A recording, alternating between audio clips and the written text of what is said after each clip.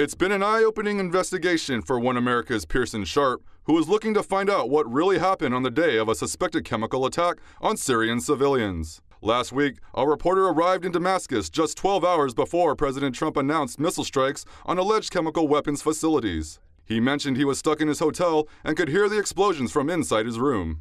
Hours later, the U.S. consulate approved his paperwork to go out and personally inspect the site of the alleged chemical strike.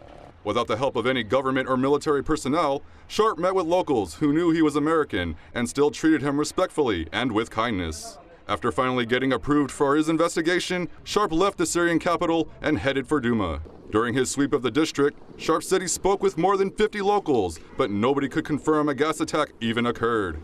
He came across a rebel weapons factory where he said militants are believed to have manufactured hundreds, if not thousands, of mortars. Sharp said he was within one city block from the alleged site of the attack and claimed he spoke to doctors about the reported chemical strike. And they said that there was nothing out of the ordinary, and while they were going about their rounds, suddenly, out of nowhere, they said a bunch of strangers burst into the room screaming that there was a chemical attack. And they started hosing, they brought in allegedly victims, and they started hosing them down with water. And so the doctors, they freaked out, and they grabbed hoses, and they started helping and stuff. And the strangers who brought in the victims were videotaping everything.